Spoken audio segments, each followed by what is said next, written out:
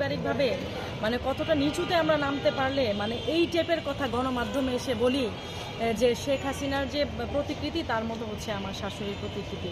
Sorry to say, যিনি ছিলেন তাকে দেখে আমার আসলে এমন মনে হয়নি, কিন্তু কেন যে তিনি এই টাইপের কথা বললেন, তাহলে মানে আমি একটু আগে যে কথাটা আপনাকে বললাম যে পারিবারিক যে ভদ্রতা সভ্যতা, এটা এখনকার দিন মানে এই যে এখনকার ছেলেপেলেদের যে ব্যবহার বা এই যে স্টুডেন্টরা বর্তমানে যা করছে, এই পারিবারিক ভদ্রতা যে পরিবার থেকে উঠে যাচ্ছে, এ থেকে মানে মানুষের কালচার থেকে উঠে যাচ্ছে, এটা কি তার প্রমাণ না?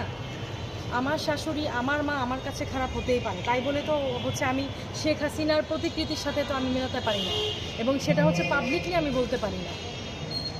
এবং আরেকটা বাচ্চা যার হচ্ছে বয়স মনে হয় এখনো 16 হয়নি, তার বয়স বড় জোর 8 থেকে 10 বছর হয় কিনা সন্দেহ। সে বাচ্চা বলছে চোখের মধ্যে গ্লাস দিয়েছে, 16 বছর সে আমাদের অনেক জ্বালিয়েছে, আমরা হচ্ছে পয়লা বৈশাখে অনুষ্ঠান করতে পারিনি, স্বাধীনভাবে চলতে পারিনি।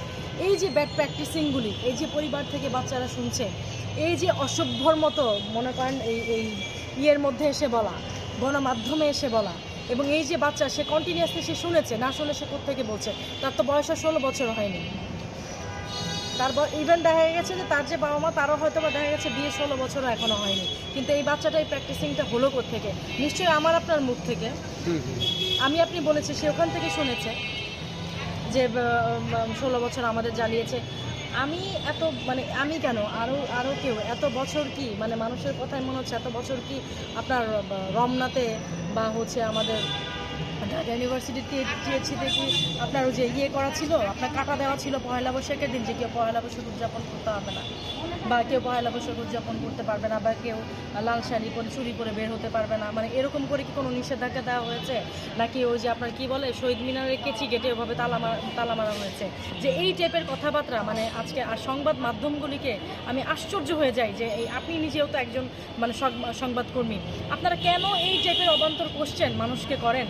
ওইটুকু একটা ছোট বাচ্চা, তার যে মানে বাবা মার মানহানি হচ্ছে, একটা মহিলা সে তার শাশুড়ির কথা বলছে, এইসব নিউজ আপনারা কীভাবে মানে সংবাদ মাধ্যমে প্রকাশ করেন? আপনাদের কি একটু লজ্জা হয় না জাতি হিসেবে যে মানুষের এই ভুলভাল কথাগুলি আপনারা নিউজে মানে প্রকাশ করেন? একটা মহিলা তার সংসারের না হলে সে ভুল করে সংবাদ মাধ্যমে বলেছে, একটা শিশু তা না হলে সে বলেছে, এইগুলি আপনারা কিভাবে করে মানে নিউজের মাধ্যমে প্রচার করেন? মানে আপনারা তো দেখছি দেশকে ছোট করার জন্য মানে উঠে পড়ে লেগেছেন আসলে।